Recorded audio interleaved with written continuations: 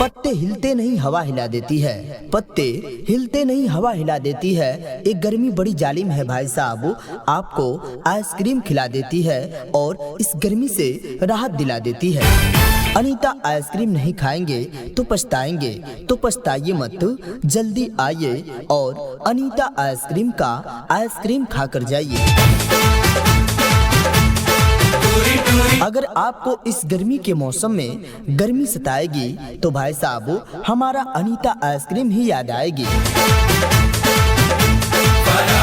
तो आइए अपनी गर्मी को दूर भगाइए, हमारी गाड़ी के पास आइए और अनीता आइसक्रीम का आइसक्रीम खाकर जाइए। अनीता आइसक्रीम खाएंगे तो गर्मी से राहत पाएंगे। भाई साहब जल्दी आइए और अनीता आइसक्रीम खाकर जाइए। शादी विवाह पार्टी एवं किसी भी शुभ अवसर पर अनीता आइसक्रीम का ऑर्डर बुकिंग करना चाहते हैं तो आप हमारे इन नंबर पर संपर्क अवश्य करें।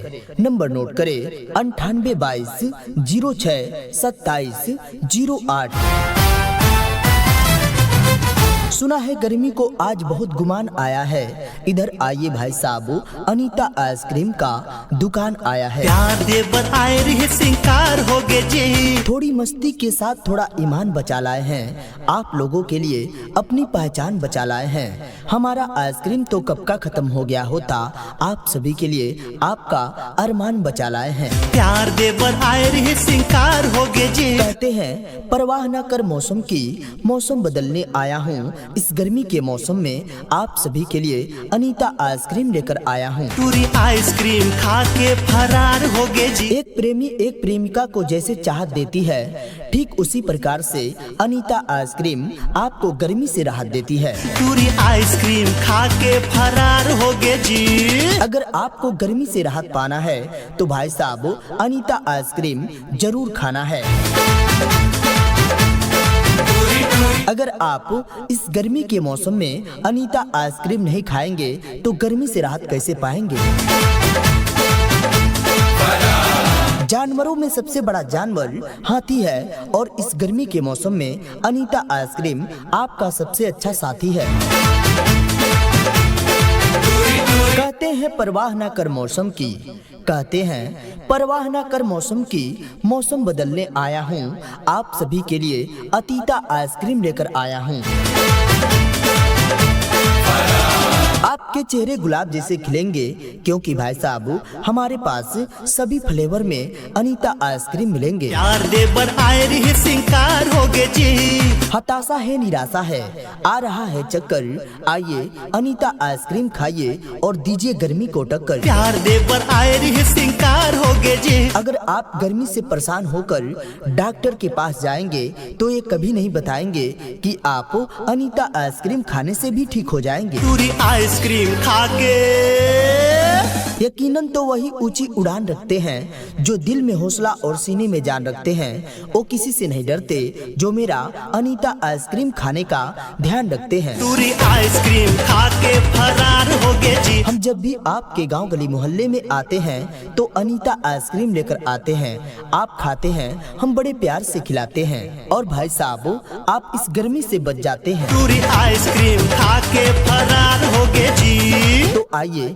इस गर्मी से राहत पाइए, हमारे अनीता आइसक्रीम की गाड़ी के पास आइए और अपना मनपसंद आइसक्रीम हमारे गाड़ी से खाकर जाइए। लंदन वाली टूरी तोर नखरा है भारी। अगर आप घर बैठे मन चाहे गानों के साथ प्रचार बनवाना चाहते हैं तो संपर्क कीजिए 98 89 89 90 83। जी हाँ, दिल और दिमाग की डायरी में नंबर नोट कीजिए 98 89 89 90 83।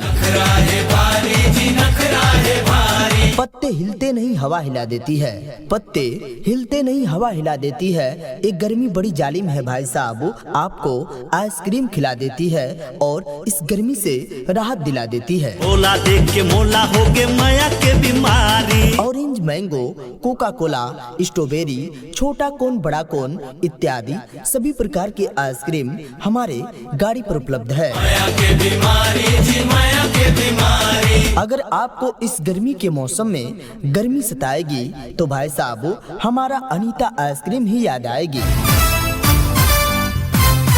तो आइए अपनी गर्मी को दूर भगाइए, हमारी गाड़ी के पास आइए और अनीता आइसक्रीम का आइसक्रीम खाकर जाइए। ए लंदन वाली टूरी तोर नखरा है भारी। अनीता आइसक्रीम खाएंगे तो गर्मी से राहत पाएंगे। भाई साहब जल्दी आइए और अनीता आइसक्रीम खाकर जाइए। ओला देख के मोला हो गए माया के बीमारी। शादी विवाह पार्टी एवं किसी भी शुभ अवसर पर अनीता आइसक्रीम का ऑर्डर बुकिंग करना चाहते हैं तो आप हमारे इन नंबर पर संपर्क अवश्य करें।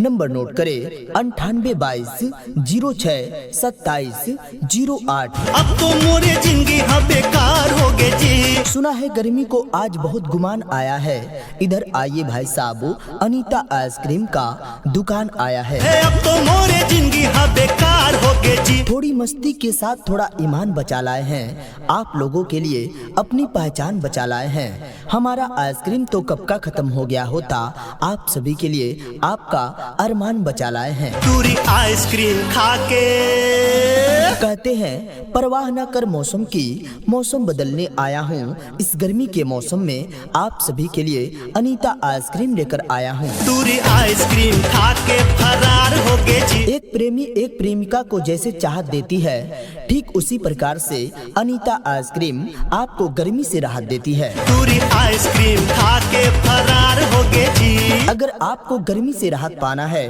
तो भाई साहब अनीता आइसक्रीम जरूर खाना है। अगर आप इस गर्मी के मौसम में अनीता आइसक्रीम नहीं खाएंगे तो गर्मी से राहत कैसे पाएंगे। जानवरों में सबसे बड़ा जानवर हाथी है और इस गर्मी के मौसम में अनीता आइसक्रीम आपका सबसे अच्छा साथी है। कहते हैं परवाह ना कर मौसम की, कहते हैं परवाह ना कर मौसम की, मौसम बदलने आया हूँ। आप सभी के लिए अनीता आइसक्रीम लेकर आया हूँ। आपके चेहरे गुलाब जैसे खिलेंगे क्योंकि भाई साहब हमारे पास सभी फ्लेवर में अनीता आइसक्रीम मिलेंगे। हताशा है निराशा है, आ रहा है चक्कर, आइए अनीता आइसक्रीम खाइए और दीजिए गर्मी को टक्कर। अगर आप गर्मी से परेशान होकर डॉक्टर के पास जाएंगे तो ये कभी नहीं बताएंगे कि आप अनीता आइसक्रीम खाने से भी ठीक हो जाएंगे। इतने देर से खड़ी हुई थी उसके इंतजार में। यकीनन तो वही ऊंची उड़ान रखते हैं जो दिल में हौसला और सीने में जान रखते हैं। वो किसी से नहीं डरते जो मेरा अनीता आइसक्रीम खाने का ध्यान रखते हैं। आइसक्रीम से पिघल रही हूँ मैं तो उसके प्यार में। हम जब भी आपके गांव गली मोहल्ले में आते हैं तो अनीता आइसक्रीम लेकर आते हैं, आप खाते हैं, हम बड़े प्यार से खिलाते हैं और भाई साहब आप इस गर्मी से बच जाते हैं। बड़ा इडियट है ये लड़का, कितना मुझे सताए। तो आइए इस गर्मी से राहत पाइए, हमारे अनीता आइसक्रीम की गाड़ी के पास आइए और अपना मनपसंद आइसक्रीम हमारे गाड़ी से खाकर जाइए। मैं कितना मरती हूँ उस पे जाके कोई बताए। अगर आप घर बैठे मन चाहे गानों के साथ प्रचार बनवाना चाहते हैं तो संपर्क कीजिए 9889899083। जी हाँ, दिल और दिमाग की डायरी में नंबर नोट कीजिए 9889899083।